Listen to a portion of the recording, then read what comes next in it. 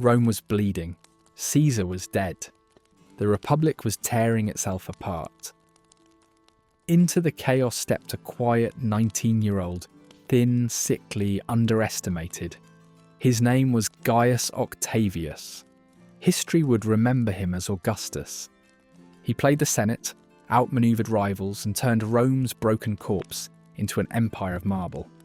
Behind him, assassinations, propaganda, civil war. Ahead of him, total power, veiled in peace. This is not just the story of a man, it's the story of how a republic died with applause, and how one patient, brilliant heir rebuilt it in his image. The empire began with the boy who waited.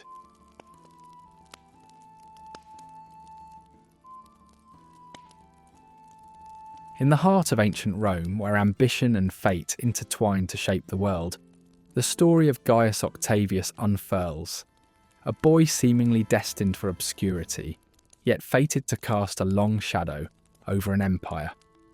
Born on September 23rd, 63 BCE, in the hill town of Velitrae, he belonged to a noble yet unassuming family.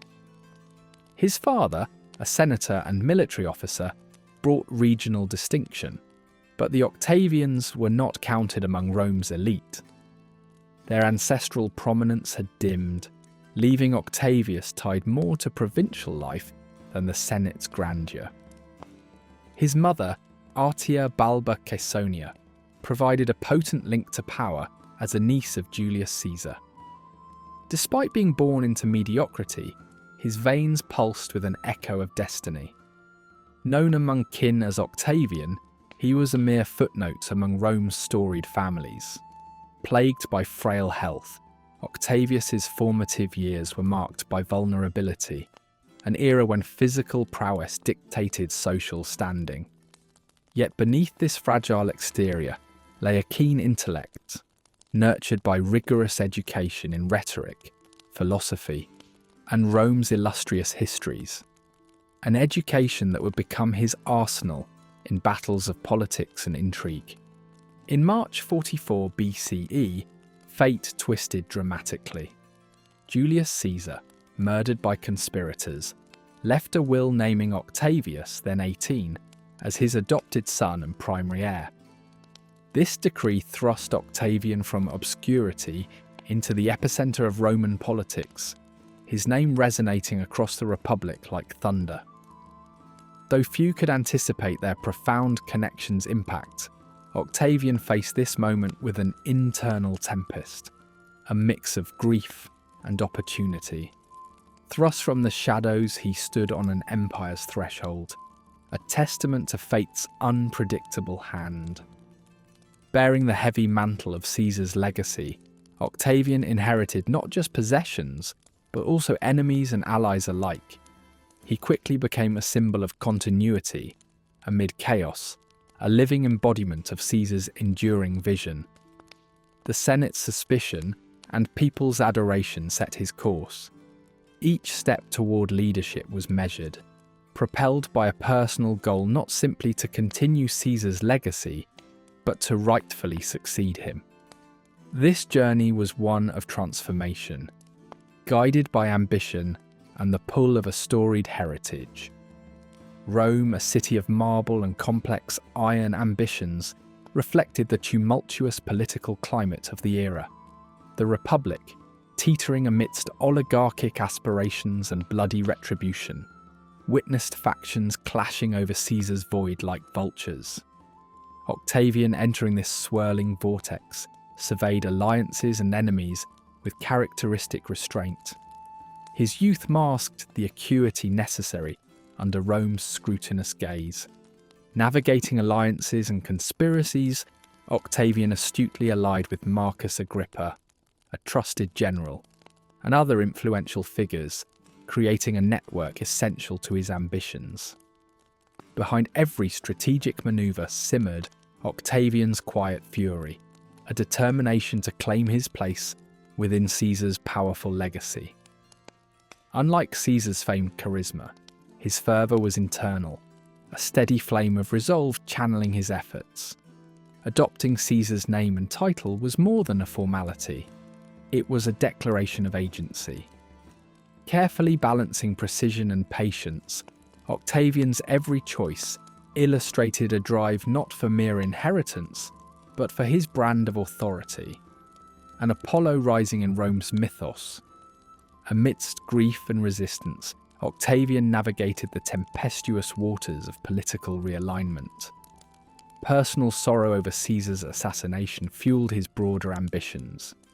As grief merged with civic duty, Octavian's journey became an impetus for progress. His mourning did not translate to weakness, but rather a steely resolve, a promise of renewal within Rome's traditional heart. Understanding that alliances were indispensable, Octavian fostered strategic relationships, recognizing that raw power alone could not quench Rome's unrest. Reveling in Caesar's legacy, he surrounded himself with individuals of varied competencies. Through charisma and political astuteness, he built an enduring power core, a testament to his growing influence and assurance against threats. Through gradual, calculated steps, Octavian seized the empire's attention while emerging from Caesar's shadow. A boy once unknown, now preeminent among governance. His ascent wasn't a fleeting blaze, but a steady constellation, shaping his image as young Caesar. Masterfully blending advocacy and integrity, Octavian became a beacon of both continuation and reform, an embodiment of Rome's future. From a tentative embrace of destiny to impassioned pursuit of legacy, Octavian's journey was a meticulous choreography of ambition and strategic insight. His path was forged by preparation, carving his way from unknown heir to a realm-defining emperor. Octavian rose as a commanding force, not merely through inherited renown, but by the mastery of his own making, a steady sculptor of Rome's legacy. As the Republic lay fragmented, he imprinted his mark on a new era, an odyssey born from the shadows to empire, resolving the last of Rome's restless echoes.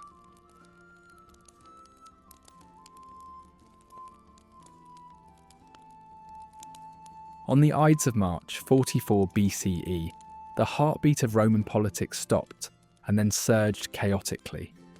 Julius Caesar lay in a pool of betrayal, slain by senators who claimed to defend the Republic. The streets hummed with fear and uncertainty.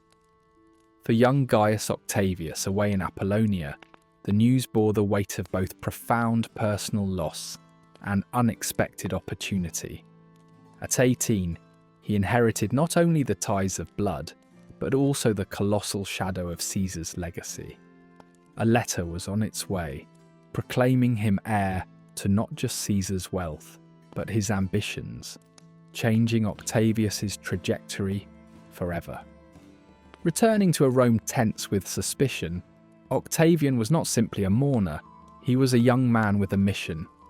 In the city, fervent debates echoed within the Senate's walls, while streets threaded with political turmoil.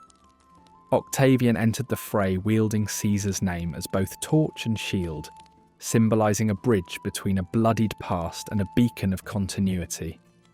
Despite his youth, his modest background and scant experience, Octavian's ambition, coupled with the aura of Caesar's posthumous blessing, won him key allies among the veterans disillusioned with Senate indecisiveness.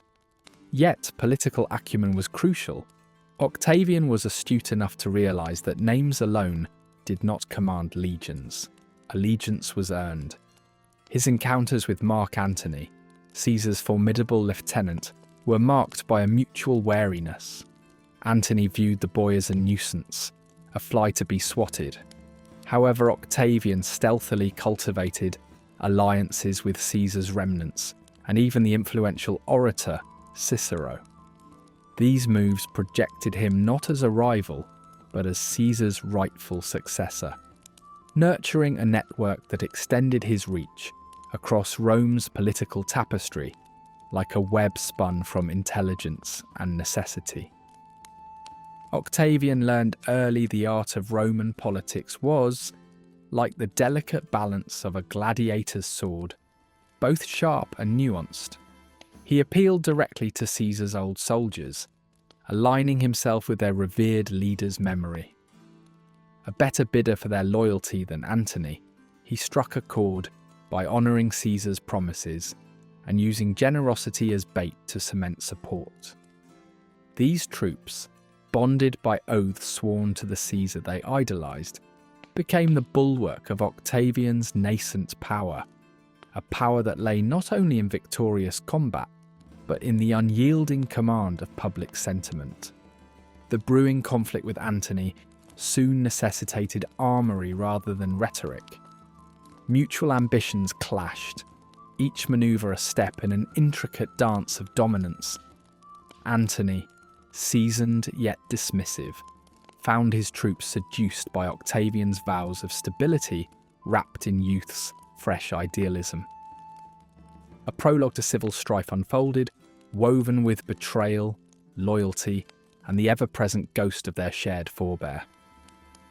Octavian, emboldened by this simmering strife, deftly navigated the cracks in Antony's armour of presumption, advancing his claim not through raw power but civic duty.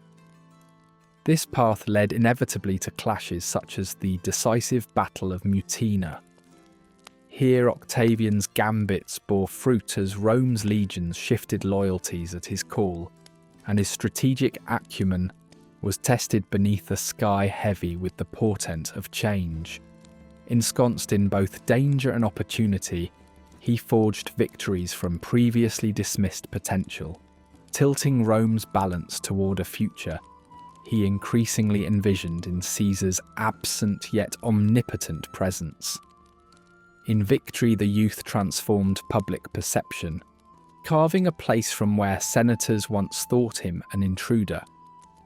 In this ruthless ascent, the prescriptions sanctioned by him marked another phase. They were not random but coldly calculated, casting the net of retribution over Rome's political landscape, reminiscent of a more ancient tyranny's shadows looming across the Senate's halls.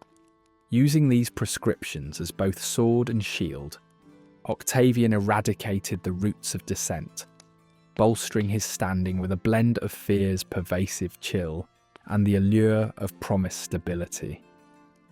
Friends turned foes were swept into the annals of history, as Octavian wielded this political axe with a precision drawing comparisons to an artist crafting sculptures from the raw matter of Roman life.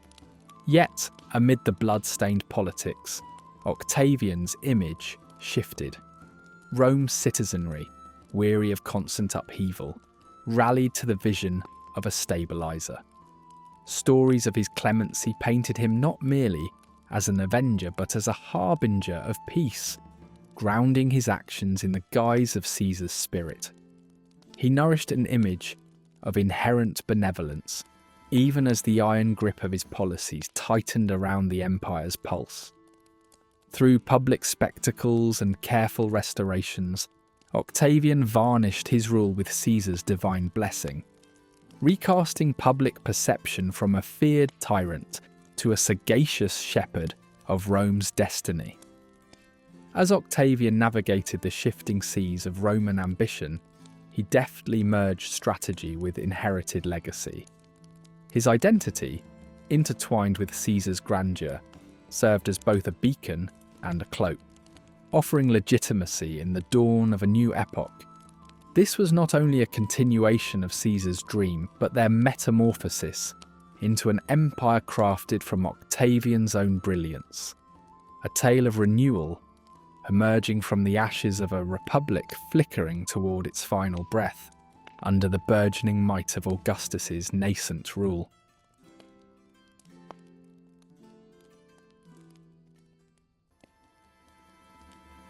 In the wake of Julius Caesar's assassination, Rome teetered on the edge of chaos, a fertile ground for ambitious men with dreams of power and redemption.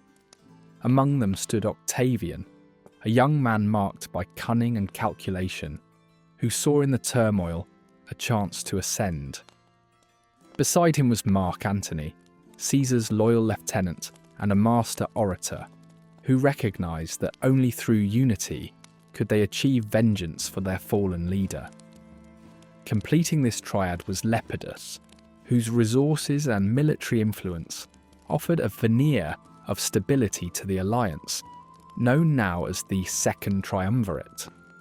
Though united by purpose, the trio was plagued from the outset by mistrust and hidden agendas. Each member harboured deep personal ambitions, reducing their camaraderie to a precarious balancing act. Octavian watched with a sharp eye for betrayal, while Antony battled his own indulgences. Lepidus, overshadowed by the political heft of his partners, hoped his contributions might carve him a lasting position.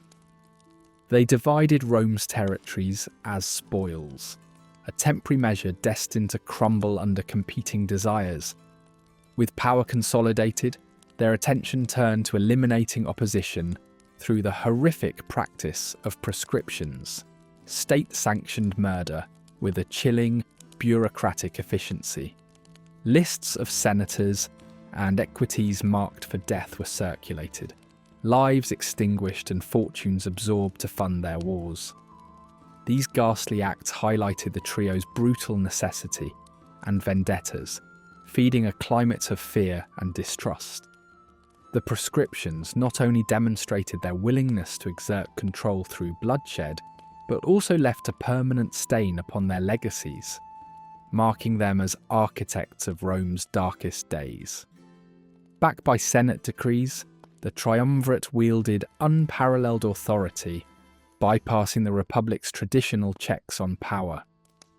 In essence, they had ushered in an autocracy thinly veiled as Republic governance, a transformation that made Rome's democracy seem a distant memory.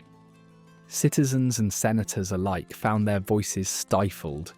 Any attempts to reassert influence met with cold indifference or harsh repression.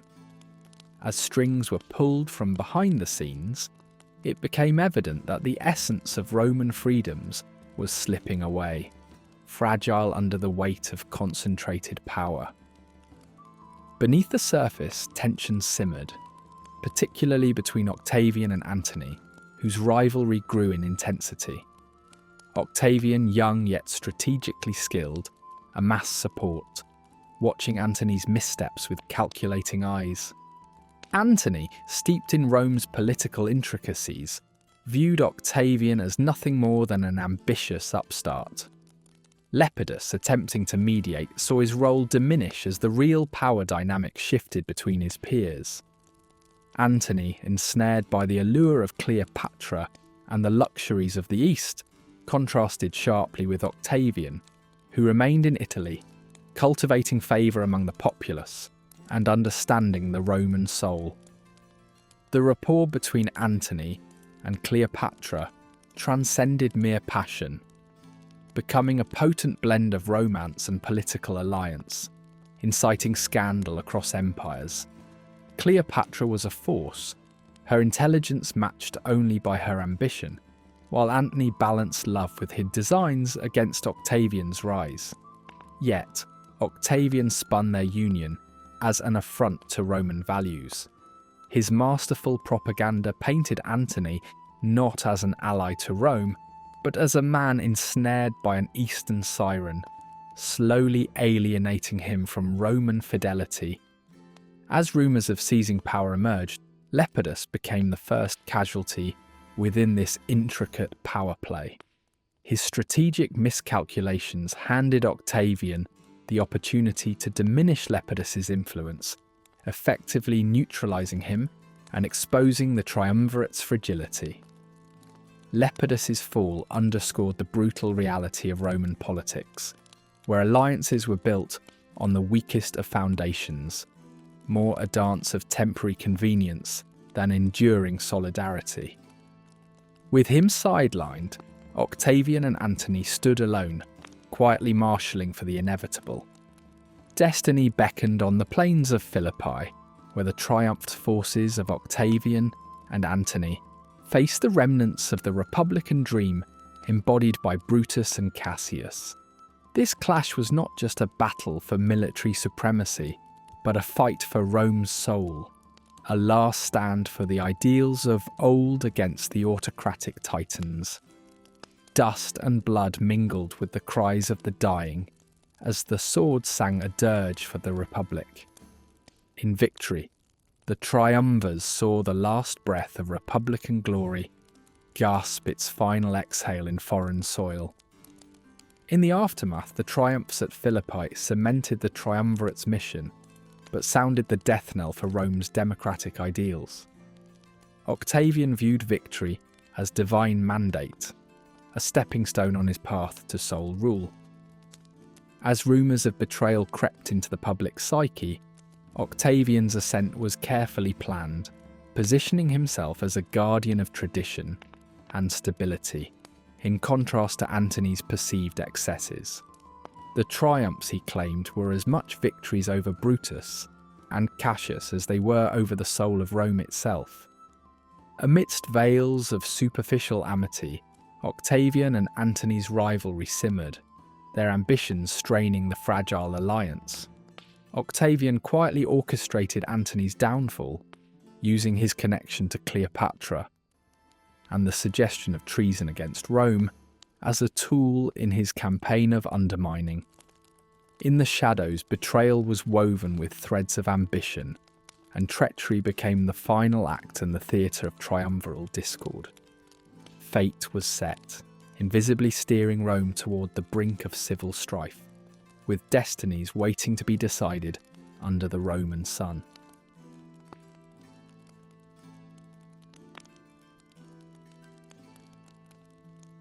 In the aftermath of Julius Caesar's assassination, the world teetered on the edge of chaos. Brutus and Cassius, architects of the bloody act, retreated to the east, rallying supporters under the banner of restoring the Republic. Noble in intent but ruthless in execution, they amassed men and money, dark clouds gathering for a storm that threatened to rend Rome's fragile peace.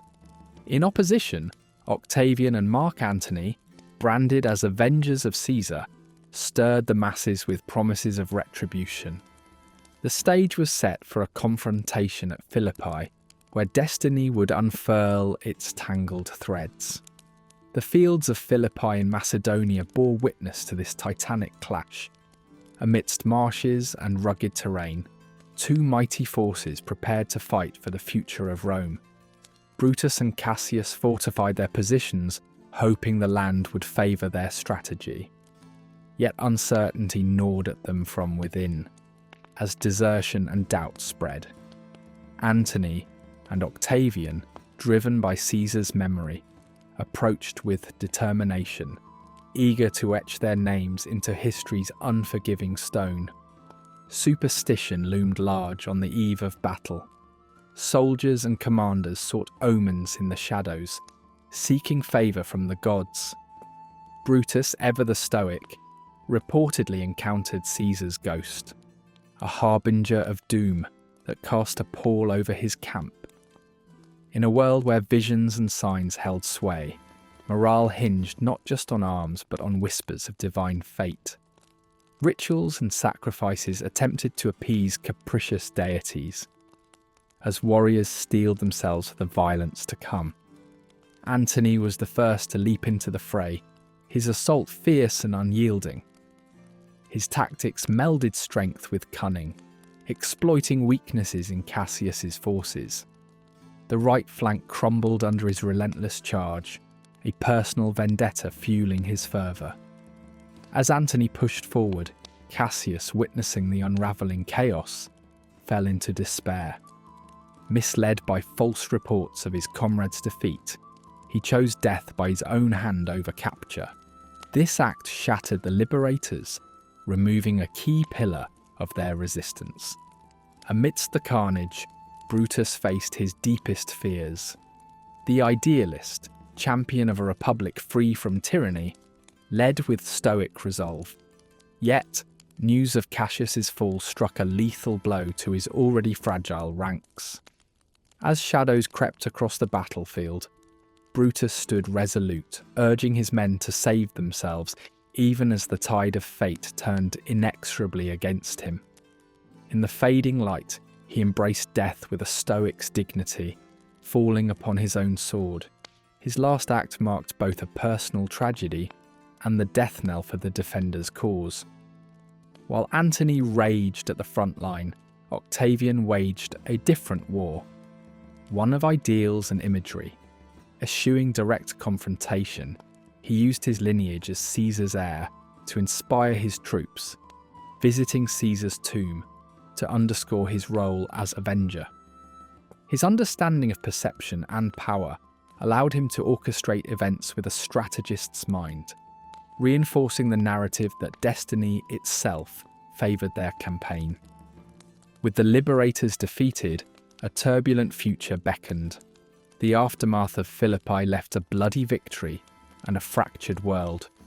Rome, stripped of its traditional elites, staggered under the weight of its own transformation. In the newly cleared arena of power, Antony and Octavian stood as unlikely custodians, their alliance a brittle pact born of necessity. Ambition and suspicion simmered beneath the surface, awaiting the moment when they would inevitably clash. Rome, caught between past and future, struggled for identity. Its people, weary of war, yearned for stability. Octavian, perceptive of this desire, postured as a restorer of grandeur, while meticulously reshaping the city in his image. Games and monuments became tools of persuasion, promises of peace traded for the acquiescence of his new subjects. Meanwhile, Antony's entanglement with Cleopatra in the east sowed seeds of discord. Brutus and Cassius, though defeated, lingered as symbols of resistance, their legacy debated by historians as either noble guardians or disruptive forces. Their actions unleashed chaos and bloodshed, yet also embodied the ideals of a republic lost to a rapidly consolidating power. Rome's evolution from republic to empire began here, on the fields of Philippi, where swords and ideals collided. As the dust settled, the republic's final vestige flickered dimly. Philippi was more than a battlefield, it was a turning point, a passage from old ideals to new realities. Octavian's eyes were set on a horizon not yet visible, though he stood on the precipice of an imperial future.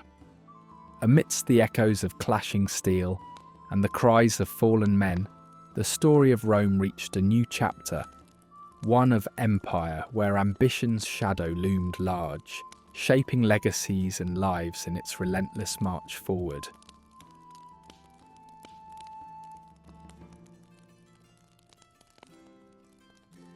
In the vibrant heart of ancient Egypt, Cleopatra VII ruled as a sovereign, born in the cauldron of power and diplomacy. An erudite monarch, she spoke multiple languages, fathomed the stars, and wielded a sharp intellect that pierced through the complex politicking of her age. Unlike the myths, it was her mind, not beauty, that charmed and bewildered those who came within her orbit. Yet her reign was marked by looming shadows, with eager eyes cast toward the wealth of the Nile. To maintain Egypt's sovereignty in the face of Rome's inexorable expansion, Cleopatra allied herself with Rome's most influential figures, including Julius Caesar, fortifying her kingdom's standing, if but temporarily. As Cleopatra's paths converged with Mark Antony's, the political weave took a tangled turn. Antony, holding his place within the coalition of rulers known as the Second Triumvirate, was ensnared by the thrill of her and the allure of Egypt's opulence. Together they envisaged reshaping the world. Antony's bond with Cleopatra sullied his reputation in Rome, painted as the tale of a valiant Roman hero seduced by foreign glamour and intrigue.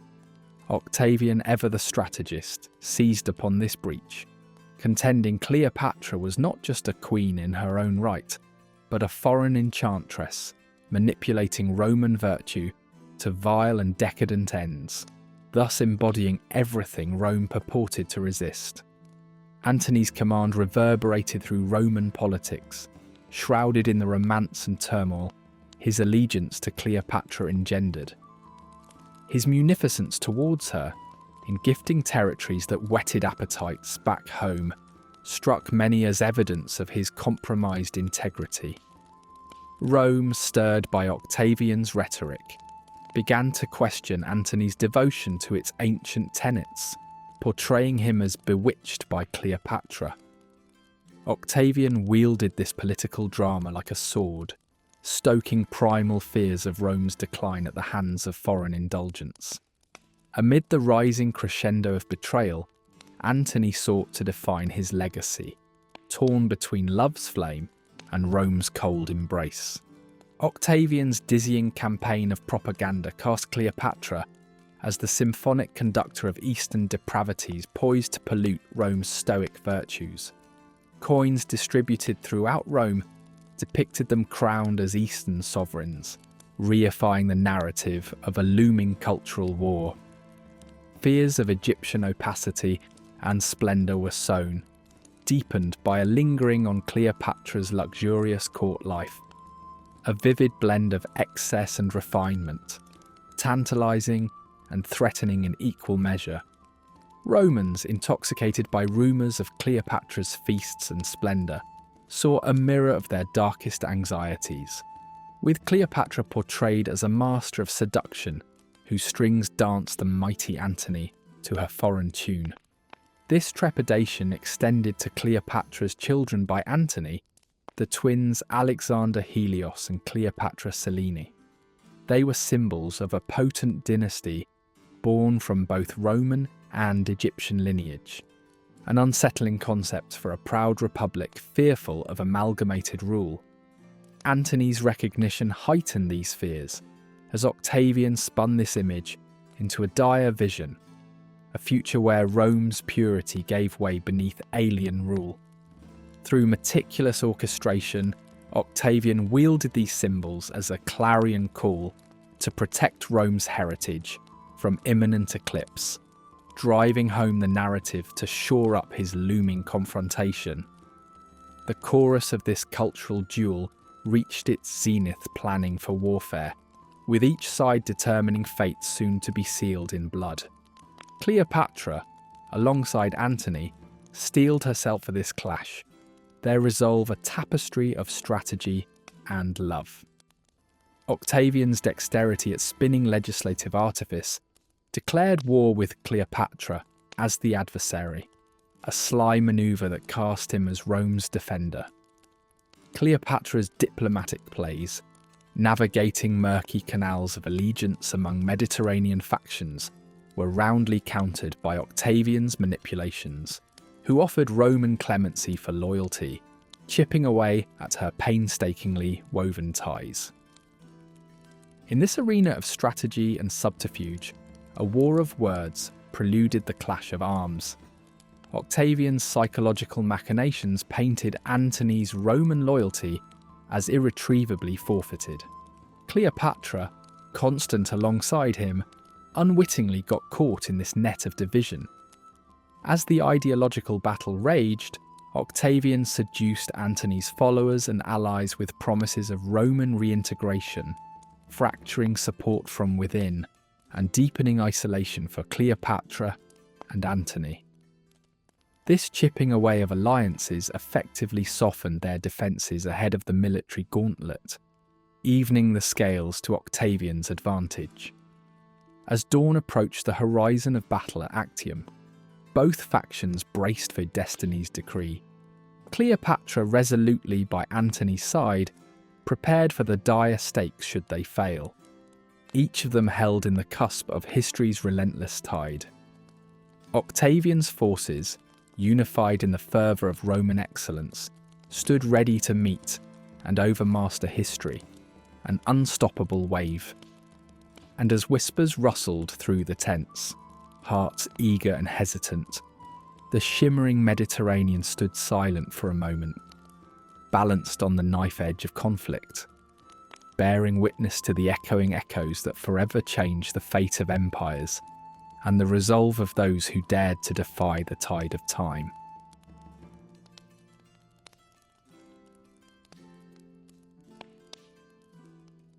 As the Mediterranean world held its breath, the air was thick with tension between Rome and the Eastern forces led by Mark Antony and Cleopatra. The scene was set for a cataclysmic confrontation. Octavian adeptly cast Antony and Cleopatra as threats to Roman identity, painting them as Eastern decadents who disregarded Roman traditions. Back in Rome, his propaganda machine tirelessly sowed suspicion and intrigue, depicting Antony as seduced by foreign influence and Cleopatra as a manipulative temptress. This narrative was crucial in turning public opinion and securing Rome's naval and military support. As the impending battle loomed, eyes turned to the Ionian Sea, where a defining confrontation awaited, promising to decide the fate of empires. Both sides amassed formidable naval forces. Antony's fleet, mighty and diverse, was comprised of larger, heavily armed ships. Meanwhile, Octavian and his chief military strategist, Agrippa, focused on agility and tactical advantage, opting for smaller, faster vessels to outmaneuver Antony's cumbersome ships. The stage was set at a narrow strait near Actium, where two colossal powers stood on the brink. Fortune favoured the bold, as manoeuvrability would prove crucial in this iconic maritime conflict, a critical tilt in the balance of power. As dawn broke on September 2nd, 31 BCE, the battle unfolded under a pale sky. Octavian's forces, led by the astute Agrippa, flanked Antony's fleet with precision. Antony pinned his hopes on an overpowering charge, leveraging the sheer bulk of his ships. Yet Octavian's strategy to exploit Antony's slow movers was clearly gaining advantage. Agrippa's fleet used superior speed to conduct quick assaults, wreaking havoc in Antony's lines. Cleopatra's Egyptian squadron lingered, hesitant to engage fully. This indecision proved consequential. History's haunting question remains: was Cleopatra's hesitation due to fear, strategy, or foreseeing defeat? Her retreat shifted the tide, giving Octavian the edge. With Antony's command faltering and Cleopatra withdrawing, chaos spread among his ranks, fraught with psychological warfare. His once mighty quinqueremes lumbered under the onslaught, marking a dramatic shift in fortune. In the thrall of combat, Cleopatra, sensing imminent defeat or pursuing her own mysterious agenda, fled with her Egyptian contingent. The sight demoralised Antony's troops, sparking desertions. Octavian's forces seized the moment, pressing the advantage with relentless precision. Antony, torn by Cleopatra's departure, made a fateful decision. Forsaking the battle, he pursued her, leaving his forces leaderless and directionless. Abandoned, his fleet suffered catastrophic losses. Vessels were set ablaze, their hulks transformed into pyres, signalling not just military defeat, but a meticulous psychological blow to the Mediterranean. Octavian's strategy and determination prevailed, foreshadowing an era for Rome, with Antony's eastern aspirations now flickering out. The aftermath saw Antony and Cleopatra's retreat to Alexandria, marking a profound shift in Roman power dynamics. Victorious, Octavian swiftly pursued the fleeing lovers. Rome, hearing of the triumph, celebrated jubilantly, further elevating Octavian as Rome's champion.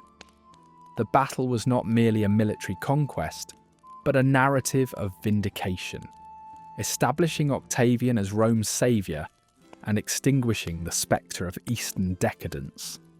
The repercussions reshaped Rome politically, annihilating Antony's reputation and diminishing Cleopatra's empire in the eyes of Romans.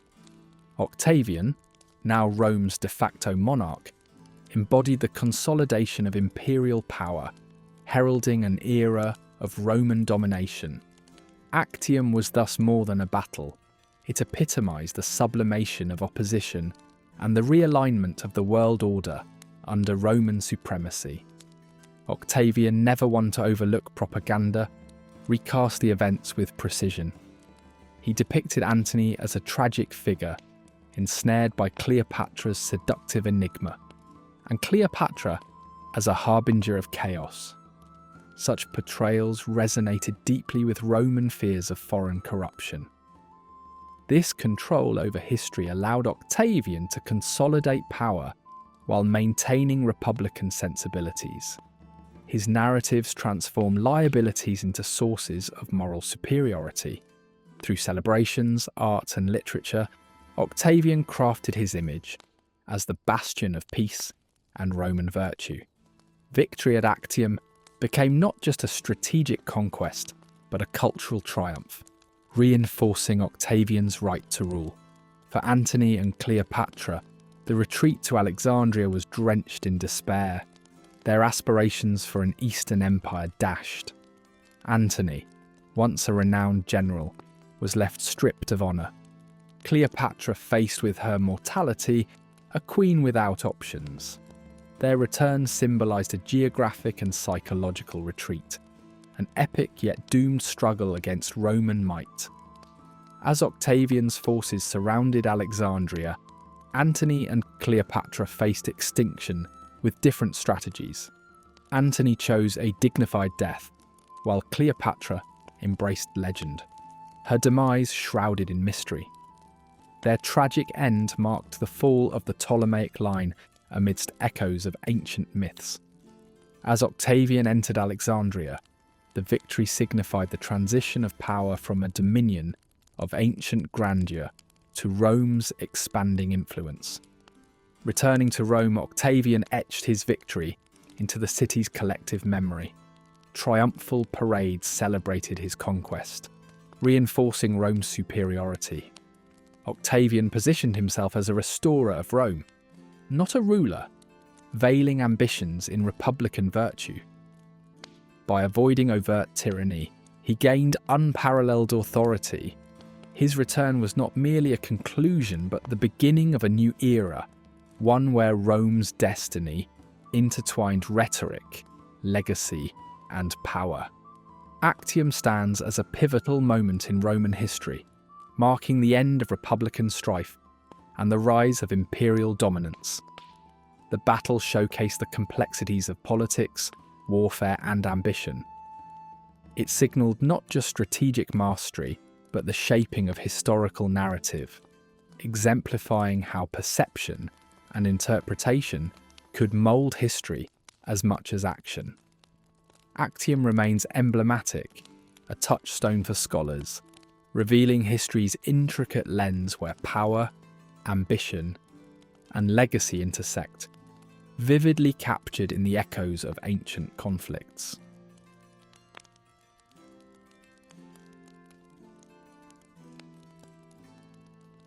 In the gripping summer of 30 BCE, Alexandria, the jewel of the ancient world, stood at the edge of annihilation.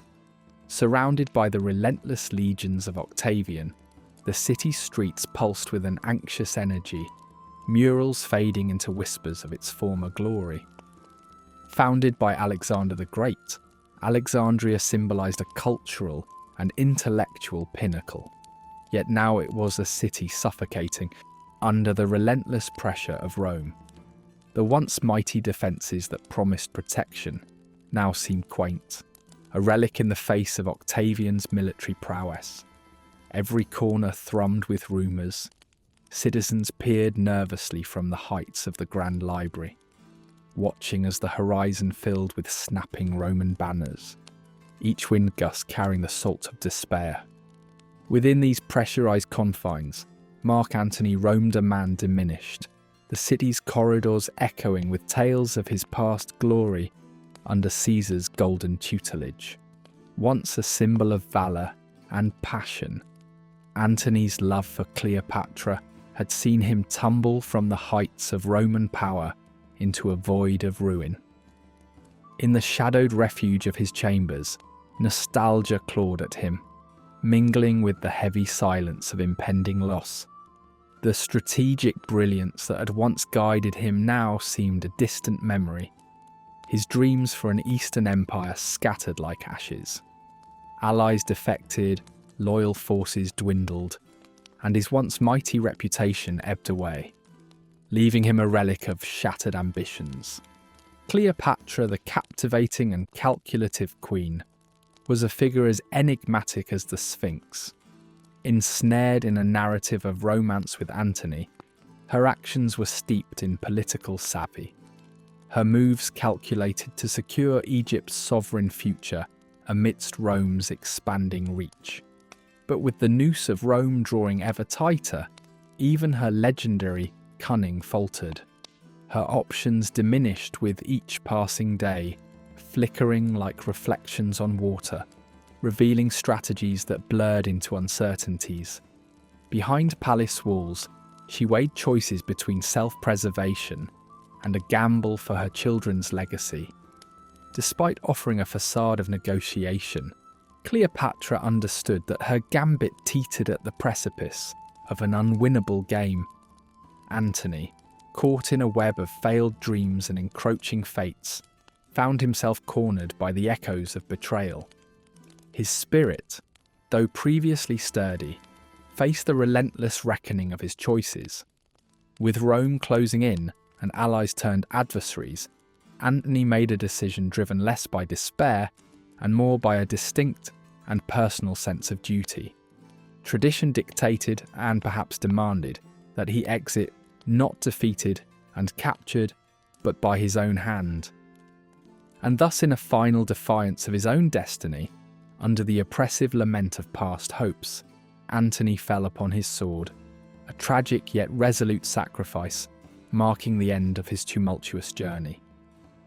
Cleopatra, in the aftershock of Antony's fall, faced a crossroads bathed in the fierce light of historical inevitability. For the queen, the path was clear. She would not be paraded through the streets of Rome, a captive in chains. Her regal heart orchestrated her own demise with the precision of a carefully plotted strategy. Choosing death over disgrace, she reputedly employed an asp to deliver the final, venomous stroke, sealing her story in mystery and defiant sovereignty. Cleopatra's end mixed myth with reality, casting her as the enduringly self-determined queen who met her fate on her own terms. Octavian, stepping into the vacuum left by the lover's demise, marched into a subdued and sobered Alexandria, not just as a conqueror, but as a new arbiter of Roman destiny. His victory was not merely military, it was symbolic, representing a turning tide in the ancient world. Rome arrived with banners held high, empire on the horizon, ushering a reimagined era with Octavian at its heart. As he processed through Alexandria's vibrant marketplace, the throng whispering, he was heralded less as a soldier and more as a harbinger of a resurgent Rome, reshaping its influence. Yet Rome's triumph required crafting the narrative, repositioning figures like Cleopatra from a sovereign queen to a dangerous seductress in Roman law, a testament to the art of political storytelling. Transformation was necessary, painting her image darker to reinforce Roman virtue against exotic Eastern charm. Octavian's propaganda cemented Cleopatra's mythical role in the Roman imagination, an oppositional force to be subdued and reinterpreted.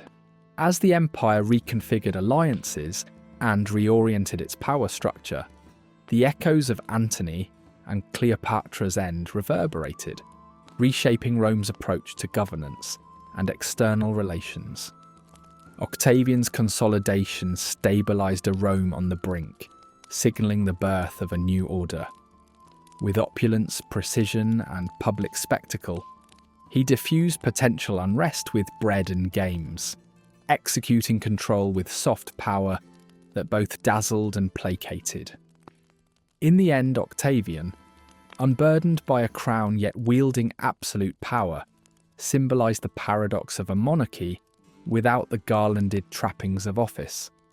His reign, a feat of nuanced governance, marked Rome's transition from a republic of old dreams to an empire rooted in new realities, an enduring legacy to a world reborn from ancient strife and timeless ambition.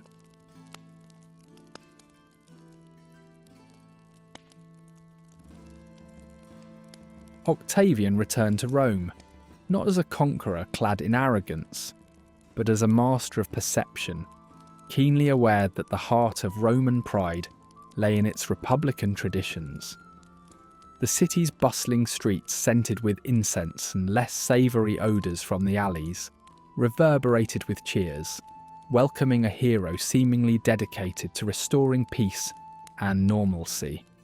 Octavian, through lavish games and public spectacles, cleverly endeared himself to the populace, all the while pretending to shun absolute power with an air of humility.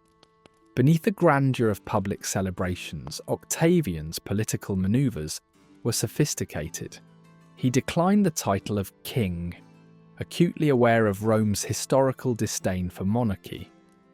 Instead, he performed the ultimate dance of political strategy, appearing to return power to the Senate while discreetly guiding the Republic toward his vision, a puppet master disguised as a liberator. In return, the Senate awarded him the name Augustus, a title resonating with divine implication, yet cloaked in the soul of public service. Augustus portrayed himself as a first citizen, a leader enthroned in the hearts of Romans, while cementing his influence subtly across every aspect of governance. This title of princeps, or first citizen, was a clever stroke in political theatrics, symbolically democratic, yet fortifying his position securely at the helm. Augustus deftly aligned himself with popular sentiments, echoing Roman ideals of shared governance. This guise of humility veiled an iron will that masterfully wove itself into the fabric of Roman power dynamics, placating potential rivals and assuaging fears of tyranny that could have ignited rebellion. In preserving the Senate and venerable institutions, Augustus ingeniously transformed them into instruments of his influence, akin to musicians performing a symphony, dictated by his silent baton. He retained the facade of the Republic while inserting himself at the epicenter of authority, his deft stewardship turning the wheels of Roman prosperity under the guise of tradition and continuity. By making economic and social reform his cornerstones, Augustus deflected political ambitions into the realm of communal prosperity, reinventing Rome in the likeness of an old republic's virtues, while enthroning himself as its secret guardian. Augustus further fortified his reign through the Res Gestae Divi Augusti, a grand inscription chronicling his victories and piety, etched into Rome's stone and bronze, defining his legacy with precision. This calculated self-portrait presented peace and prosperity, smoothing over internal conflicts and purges, and imprinting his glory into the collective Roman psyche as the architect of the Pax Romana. His mastery extended to art and symbolism, saturating public life with imagery that projected his divinity and statesmanship. Coins, statues, and public monuments perpetuated Augustus's ideology, each element carefully curated to suggest eternal leadership and divine favour. Through religion and architecture, he entwined his reign with the celestial sphere, crafting an enduring mythos that resonated with divine will. In his dealings with the Senate, Augustus walked a tightrope of cooperation and control. The aristocracy saw him as a stabilising force, rather than an adversary. A guardian of Rome's destiny, cleverly steering political currents to his advantage. Public orations flourished in Senate chambers, actors on Augustus's stage. Unwitting participants in the reality he engineered, their influence assiduously contained within the spectacle of tradition. Augustus astutely revived ancestral customs, positioning himself as a custodian of Rome's spiritual and cultural heritage. By reinstating age-old rituals and festivals, he supported the illusion of continuity, weaving the Republic's soul into the empire's fabric, while subtly fortifying his dominion. This revival calmed a populace weary from political upheaval, painting Augustus as both creator and venerator of Rome's long-standing virtues. The exterior splendour of his rule hid an intricate underbelly, an empire built on shrewdly calculated interactions where power was wielded with discretion and foresight. Flourishing infrastructure symbolised strength and unity, roads and aqueducts like veins coursing life through the expansive body of Rome. Such advancements were both utilitarian and emblematic of Roman supremacy, showcasing Augustus as a ruler committed to progress and cohesion. Behind Rome's marble facade, Augustus orchestrated a dance of economic, political, and spiritual networks, ensuring an intricate blend of visible governance and invisible control. He created an image of benevolence and capability that inspired loyalty and deterred dissent, his imperial presence cemented through religious endorsement and infrastructural prowess. As Augustus's narrative shifted from the triumph of battles to the legacy of peace, he seamlessly evolved into a revered elder of the Roman state. The ceremonial smoke and Senate dialogues shadowed the amalgamation of an empire that flourished under his subtle orchestration. Each epoch of governance under his aegis, a testimony to his unparalleled expertise in melding tradition with imperial ambition. In Augustus's Rome, the Republic's past was neither forgotten nor relinquished. Rather, it became the foundation upon which a new era proudly stood.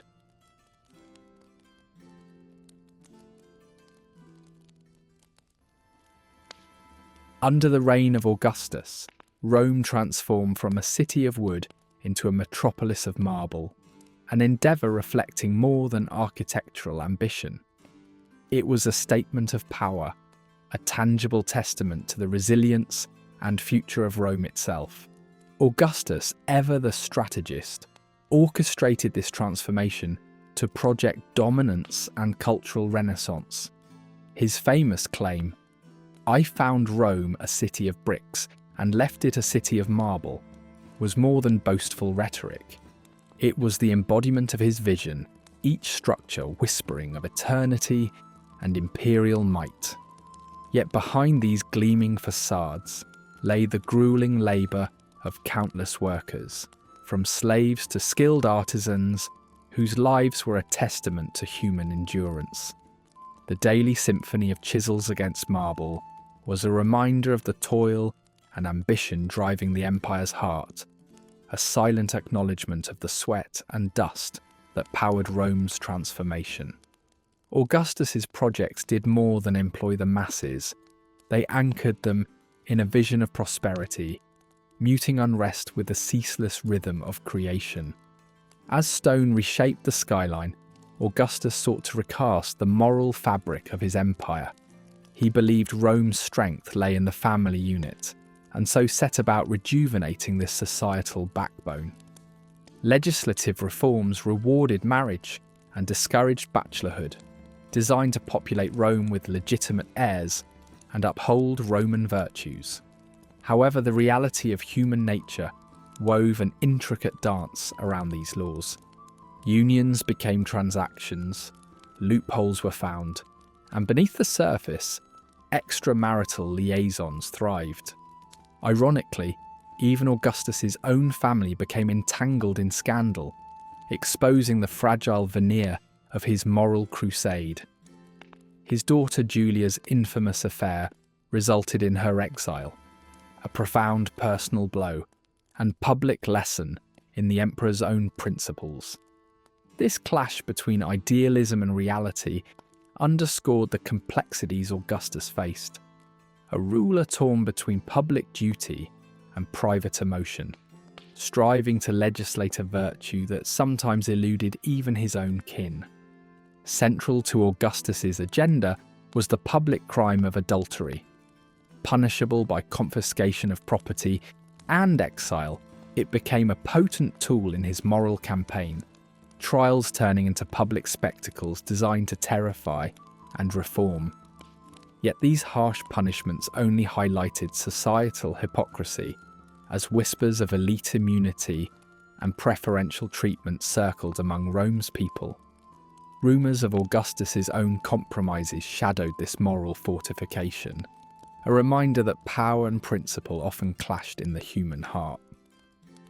Through strategic temple construction, Augustus wielded architecture as propaganda. Each edifice, from the Capitolium to the Areopagus, played a crucial role in the narrative of an empire reborn, stitched into the fabric of Roman life as physical symbols of peace, victory, and divine favour. They served as towering reminders of Augustus's lineage and Rome's new era, securing his legacy within the marble memories of its citizens. Yet this city of marble was not solely majestic. Beneath its surface lurked the emperor's network of surveillance, an invisible control mechanism that kept Rome's submissive and discontent quiet. The secret police ensured that whispers of rebellion never grew louder than the emperor's voice, thus sustaining his reign through a blend of fear and enforced allegiance. The ever-watchful eyes of espionage wound throughout the bustling streets, ensuring even thoughts did not stray too far from the prescribed norm. Statues of Augustus dotted the landscape, each a silent sentinel in the public sphere, shaping the perception of leadership through their divine poise and calm countenance. These stone visages reinforced the emperor's presence, intertwining his identity with Rome's destiny. In doing so, Augustus ingeniously crafted a narrative that blurred the lines between the ruler, the ruled, and the timeless city they inhabited. The stark divides between Rome's elite and its commoners, however, persisted beneath Augustus's harmony. While the aristocrats enjoyed opulent villas, the plebeians laboured in crowded alleyways, struggling under the weight of disease and poverty. Augustus attempted to bridge this chasm through policies that rebranded class boundaries, emphasising common Roman virtues. Yet the economic disparities proved resilient, a silent tension beneath the emperor's united moral vision. Augustus's ambitions also brought ironies and contradictions. His moral laws, heralds of a virtues-based revival, often collided with Rome's intricate social fabric. The simultaneously enforced public order belied the private subtext and desires quietly simmering beneath.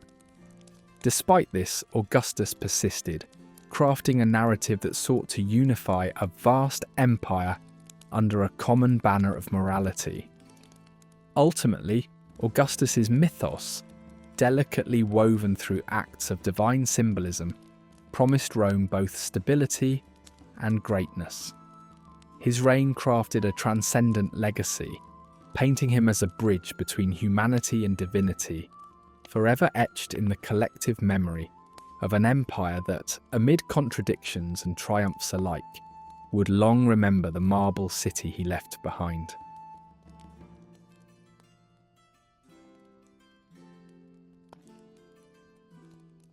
As Augustus entered the twilight years of his rule, his once unyielding grip on power met the inevitable decline of human frailty.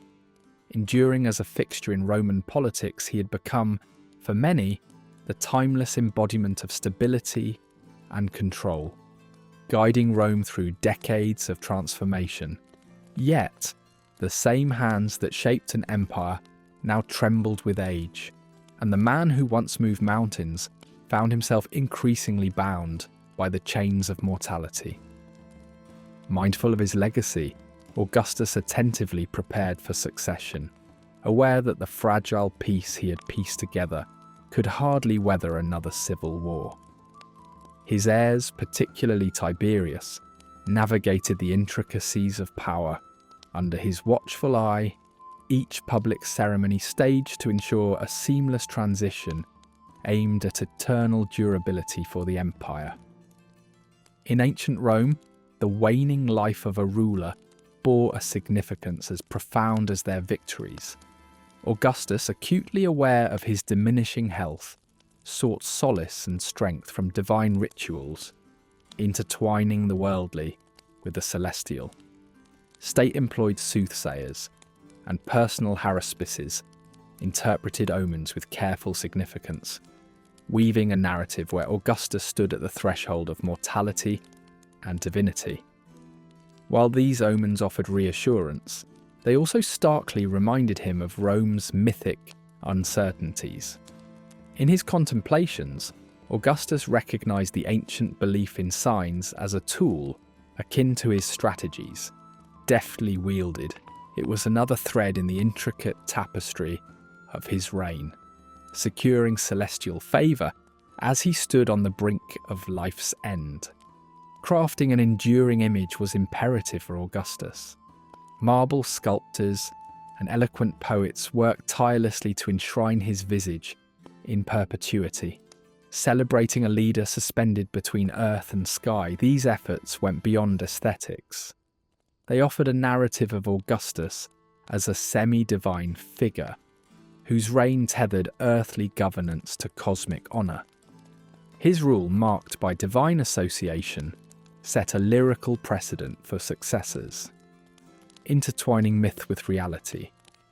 However, contradictions abounded as Augustus balanced divine semblance with the brutal realities of governance, manifesting a duality where mercy and vengeance coexisted, shadowing his apotheosis with an air of complexity. A man revered and feared, yet quintessentially Roman in his earthly desires. As his life drew to a close, preparations began for a grand farewell that would engrave Augustus's storied life into the annals of time. Eulogies spread through Rome, celebrating a leader whose greatness shaped the city just as surely as his architectural innovations. Works by historians like Livy or the poetic musings of Virgil collectively built Augustus's mythos, echoing throughout the city like the footsteps before his own marble monuments. These public and private reflections offered a chance to ponder the transient nature of power and the complexities Augustus left behind. Blood-stained but glorious, his was a life seen through dual lenses of reverence and scrutiny.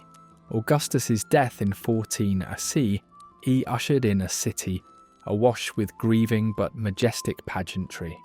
A funeral procession wound through Rome's marble avenues, drawing the populace into solemn homage for the man who sculpted their world. Majestic statues and effigies commemorated Augustus's transformative legacy amid Rome's monuments, echoing the triumphs and burdens of his leadership. As the procession moved, it unveiled a duality, grief shadowed by the promise of a new dawn, marking the rise of Tiberius and subsequent emperors. This pageantry not only celebrated Augustus's life, but signalled Rome's commitment to continuity in an age of inevitable change. The Senate convened soon after to enact a ceremony that would elevate Augustus from mortal emperor to divine status, a symbolic rite performed in the Roman Forum, where Augustus once wielded his considerable power. In this holy transformation, the temple bearing his name stood adorned with his statues, enshrining his memory in eternal reverence. This act of apotheosis granted Augustus the ultimate seal of approval, not merely as acknowledgement of earthly accomplishments, but as inclusion among Rome's pantheon of revered etiolated rulers. Augustus's transition to godhood unified Rome, charismatically weaving his legacy into the empire's narrative as his successors carried forth the divine lineage. The transition to Tiberius, Augustus's adopted son, exemplified strategic continuity. His ascent demanded delicate balance, upholding Augustus's legacy while steering Rome forward. Tiberius's rule, often depicted in the shadow of Augustus, echoed both obedient stewardship and inherent struggle with a monumental heritage. Despite the pressures, Tiberius adeptly manoeuvred through the immense expectations laid before him, ensuring the empire's rhythmic pulse thrived within the contours Augustus had defined. The seamless transition embodied a successful strategy for long-term governance, tightly intertwining ancestral legacy with future ambition. The cultural renaissance under Augustus set its foundational roots during his reign, a legacy of art, architecture, and literature that reflected Rome's grandeur. As Tiberius guided Rome past this zenith, reconciling tradition with burgeoning innovation marked a cultural crossroads. Augustus's influence remained vibrantly imprinted in this dance between continuity and change, where the masterful replication of established customs met gradual evolution. Rome's cultural identity fused the echoes of Augustus's heritage, balancing revered traditions with new artistic endeavours, while fostering a narrative powered by ambition and history alike. Rich heritages sculpted in stone testified to Augustus's enduring impact. His boast of transforming Rome from brick to marble mirrored a physical and metaphorical rebirth, with temples and monuments singing a silent testament to Augustus's vision. As his memory gradually became history, these structures bore witness to the collective story of Augustus, setting a precedent for the city in stone and artistry, their permanence bridging classes and epochs. Reflecting on Augustus's rule unveils a multifaceted narrative, a tapestry of triumph, pragmatism, and contradistinction. He reshaped an empire, transcending politics into an enduring legacy inscribed into Rome's ever-turning wheel. As a ruler who refuted kingship yet wielded unmatched influence, Augustus's world gleaned fortune under calculated design, entwining Rome's ethos with sombre human endeavours. The legend he cultivated resonates beyond monarchy, offering a vision where deed and myth commingle, forever casting its shadow across the city designed to outlast the ages. Join us on this journey and uncover more historical tales by liking and subscribing to our channel.